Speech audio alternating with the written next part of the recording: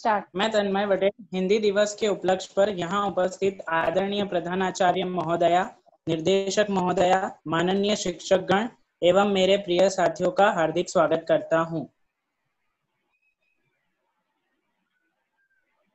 शुभ प्रभात। मैं नीति, कक्षा 8 से। आज का सुविचार। कोयल अपनी भाषा बोलती है इसलिए आजाद रही है, पर तोता दूसरे की भाषा बोलता है इसलिए पिंजरे में जीवन भर रहता है। धन्यवाद। शिक्षकगण, आप सभी को मेरा प्रणाम। 14 सितंबर 1949 के दिन हिंदी को राजभाषा का दर्जा मिला था। तब से हर साल यह दिन हिंदी दिवस के तौर पर मनाया जाता है। लेकिन क्या आप जानते हैं कि हिंदी दिवस क्यों मनाया जाता है?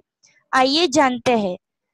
साल 1947 में जब अंग्रेजी हुकूमत से भारत आजाद हुआ तो उसके सामने भाषा को लेकर सबसे बड़ा सवाल था, क्योंकि भारत में सैकड़ों भाषाएं और बोलियां बोली जाती हैं। 6 दिसंबर 1946 में आजाद भारत का संविधान तैयार करने के लिए संविधान सभा ने अपने 26 नवंबर 1949 को संविधान के अंतिम प्रारूप को मंजूरी दे दी। आजाद भारत का अपना संविधान 26 जनवरी 1950 से पूरे देश में लागू हुआ। लेकिन भारत की कौन सी राष्ट्रभाषा चुनी जाए, ये मुद्दा काफी अहम था। काफी सोच विचार के बाद हिंदी और अंग्रेजी को नए राष्ट्र की भाषा चुन गई। संविधान सभा ने देवनागरी लिपि में लिखी हिंदी को अंग्रेजी के साथ राष्ट्र की आधिकारिक भाषा के तौर पर स्वीकार किया था। 14 सितंबर 1949 का संविधान सभा में एक मत से निर्णय लिया कि हिंदी ही भारत की राजभाषा होगी। देश के पहले प्रधानमंत्री जवाहरलाल नेहरू ने कहा कि इस दिन के महत्व लेकर हुए हर साल 14 सितंबर को हिंदी दिवस मनाया जाए। पहला हिंदी दिवस 14 सितंबर 1953 में मनाया गया था। धन्यवाद। कक्षा 9 से। सुप्रभात। मैं कशिश पटेल कक्षा 9 से। मैं मशहूर कवि प्रेमचंद के बारे में कुछ बताना चाहूंगी। मुंशी प्रेमचंद जी उर्दू और हिंदी के महानतम लेखकों में से एक थे। 31 जुलाई 1880 को बनारस के एक छोटे से गांव लम्ही में प्रेमचंद जी का जन्म हुआ था। वह एक छोटे और सामान्य परिवार से थे। उनकी माता का नाम आनंदी देवी तथा पिता का नाम अजायब राय था। उनके पिता पोस्ट मास्टर थे।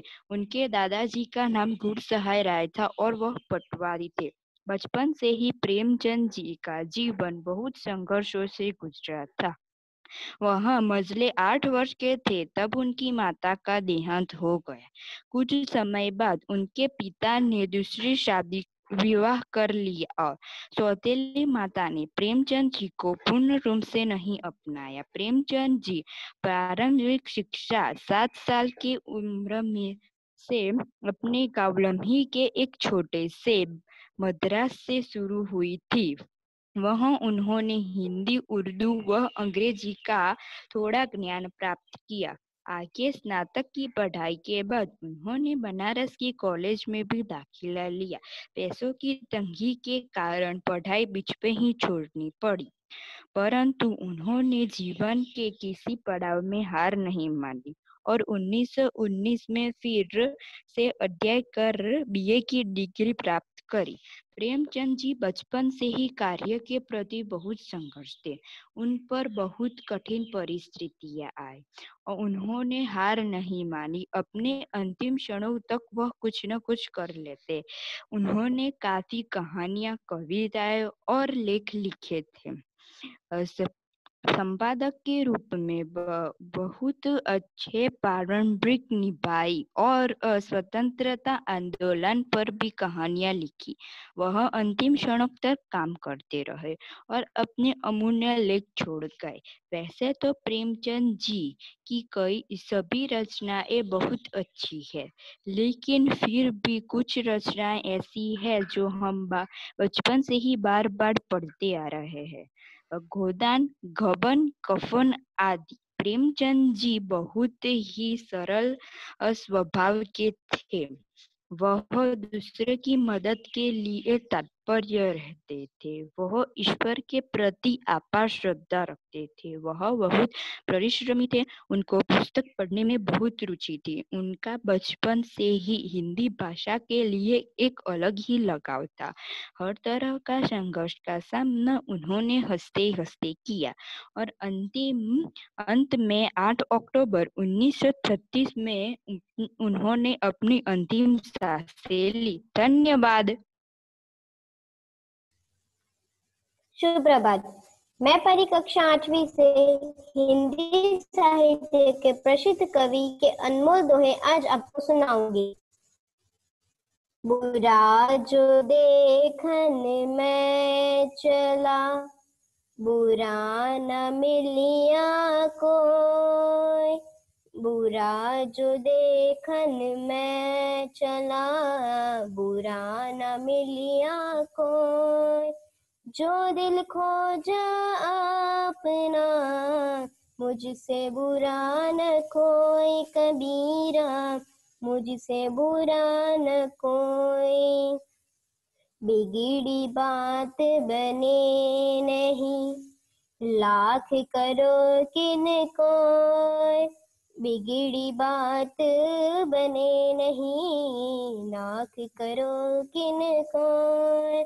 रही मन बिगड़े दूध को, मत्थे न माखन होए। रही माँ मत्थे न माखन होए। कबीर खड़ा बाजार में, मांगे सबकी खैर। कबीर खड़ा बाजार में, मांगे सबकी खैर।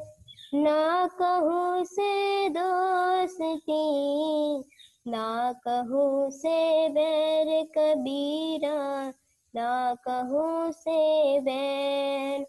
माला फेरत जुग भया, फिरा न मन का फेर। माला फेरत जुग भया, फिरा न मन का फेर। पर को मन का डर दे, मन का फेर कबीरा, मन का फेर। धन्यवाद।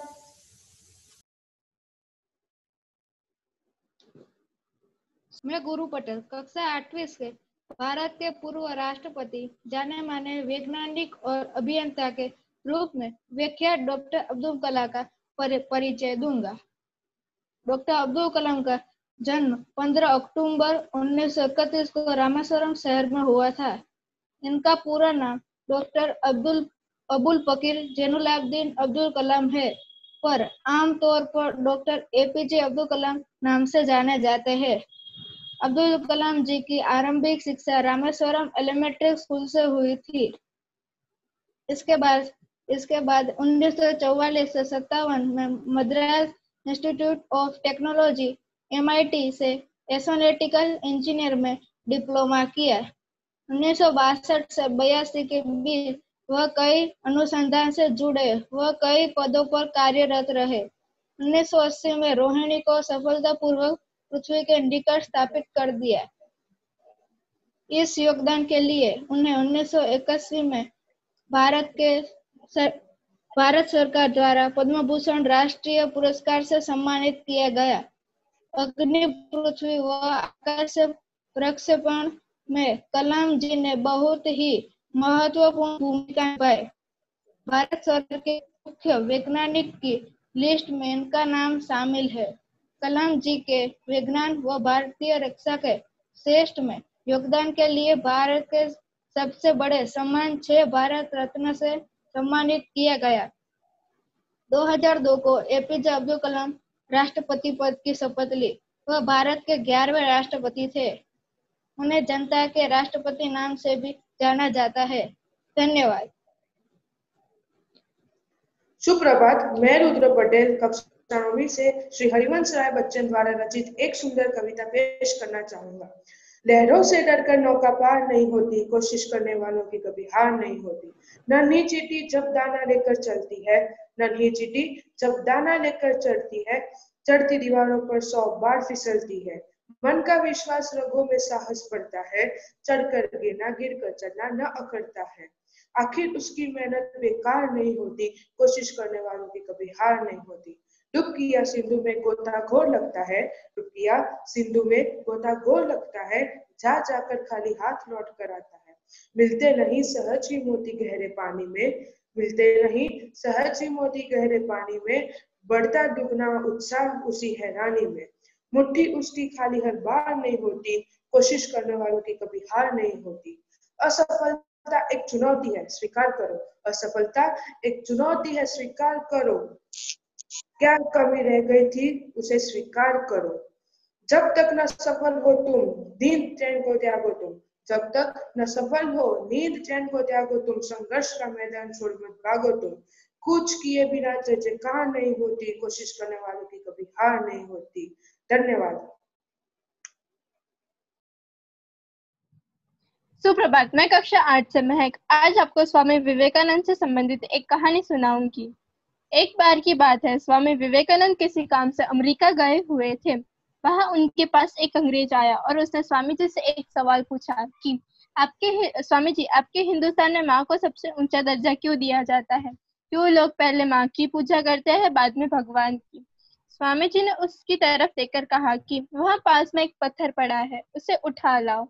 अंग्रेज पत्थर लेकर आ गया। अब स्वामी जी ने उससे कहा कि इस पत्थर को एक कपड़े से लपेटकर अपनी कमर पर बांध लो। कमर से पत्थर लपेटने के बाद स्वामी जी ने उससे कहा कि अब तुम जाओ और 2 घंटे बाद आना, मैं तुम्हारे सारे सवालों का जवाब दूंगा, लेकिन एक बात का ध्यान रखना कि तुम इस पत्थर को अपनी कमर से हटाओगे नहीं। अंग्रेज वहां से चला गया।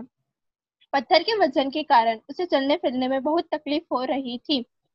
वह 1 घंटे पहले ही स्वामी जी के पास आ पहुंचा और कहने लगा कि रहने दीजिए, मुझे आपसे कोई सवाल नहीं पूछना, मैं यह पत्थर अपनी कमर से हटा रहा हूँ। स्वामी जी ने उस अंग्रेज की तरफ मुस्कुराते हुए देखकर कहा कि इसलिए हमारे हिंदुस्तान में माँ को सबसे ऊंचा दर्जा दिया जाता है। तुम इस पत्थर को अपनी कमर से 1 घंटे भी बांध कर नहीं रख सके, लेकिन हमारी माँ हमें पूरे 9 महीने पेट में पालती है। बड़े से बड़ी आंधी या तूफान क्यों ना आए, लेकिन वह हमारा ख्याल रखती है। इस कहानी की सीख यह है कि जिंदगी में बड़े से बड़ी मुश्किल क्यों ना आए, हमें कभी भी अपने माता पिता का साथ नहीं छोड़ना चाहिए, क्योंकि जब आप छोटे थे तब उन्होंने आपका एक पल के लिए भी आपका साथ नहीं छोड़ा था। धन्यवाद।